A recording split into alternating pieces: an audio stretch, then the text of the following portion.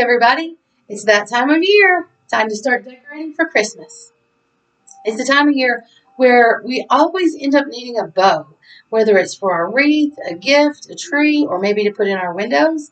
So today I'm going to show you how to make a bow that you can use in any occasion, but especially now at Christmas.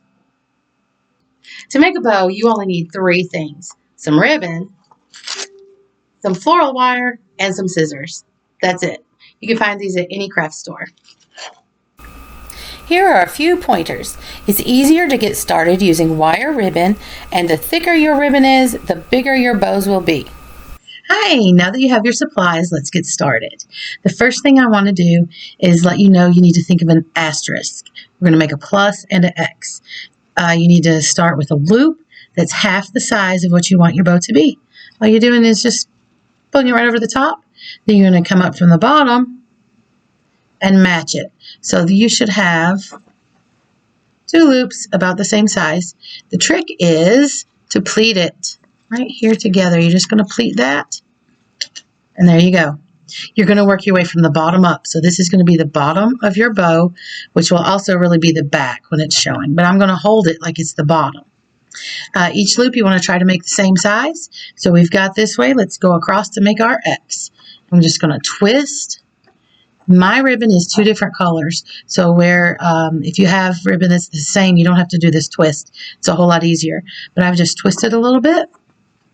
I'm going to go up, and I'm going to try to make it the same size as my other loops.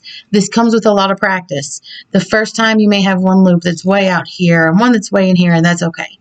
So I've got to come back down. I'm just going to twist. See there? I'm going to my other side of my X. I'm going to bring it up, and I'm going to eyeball. Yes, that looks about the same. And so I'm going to pleat it. Now, if you don't pleat and you wad it up at first, that's okay. So right now I kind of have the X. We're just going from one side to one side. Every time you make a loop on this side of your hand, you're going to come back and make a loop on that side of your hand. If you make two loops on one side, that's not going to stay together. It's going to come apart. All right, so I'm going to go with another one. I'm going to twist. I can put it right between these guys. I can move it over here. As long as it's on this side of my thumb, it doesn't really matter where I put it. The wired ribbon allows it to be repositioned later. And here I've got one more, so I'm going to come to the other side of my thumb, twist, and back up, and pleat. So it's loop, twist, pleat. That's your three little rules there. Loop, twist, pleat.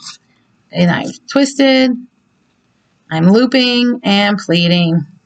And I have 4 on one side. Gotta get my 4 on this side. And again, it's like an asterisk, but if it's off a little bit, it's okay. And then pleat. And here I have, if I'm looking from the bottom up or looking toward you, I have 4 on this side and 4 on this side. So for my last loop in the middle, I'm starting on this side, so I want it to come around and meet over on this side, so it'll tuck under. You see how it's going to go all the way around my finger? It starts on this side and it comes around to this side. Because when I put my wire through here, if I have it over here, it's not going to get caught in it. That's why every single loop has to be on one side or the other. But this one's going to connect both. See right here, right in the middle, it's just going to go to both. Then, look at this. I already have a bow made that fast. Then I need some legs for it, little danglers. So I'm going to do the same thing. I'm just going to make a big loop that hangs down. It comes off of this side, so it needs to come back around on this side. I'm going to cut it right here to get some of this out of the way so you can see better. I still have everything either on this side or this side. This is right in the middle. Got this big one dangling down. Guess what that's going to be? Cut right in the middle, and boom. And now you're just going to take a wire, go through the middle, and it basically stays right where your hand is. See that, how it's going right through there? I'm going to go right down through the middle, right over here. Now, since this is wired ribbon, it's real forgiving. It's going to stay for you pretty good. You're just going to pull this and do a couple of twists. It does not have to be super tight. If you don't use wire ribbon, it is a lot tougher not going to hold its shape unless you are really pulling it tight. But that's not too tight. Okay, here we have it. I have my bow and the little blob in the middle. I have 4 on this side. I have 4 on this side. And look how simple that was. And I have 2 beautiful tails.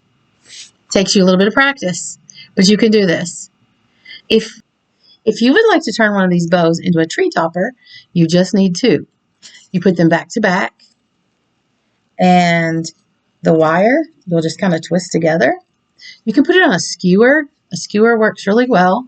And then you have this beautiful bow that will go right in the top of your Christmas tree. Look at that. It costs you very little. It wasn't $45 that you paid in the flower shop. And you get to pick out your own ribbon that you saw wherever you liked it. And it's that simple. Just give it a little practice and you can do it. Thanks for watching.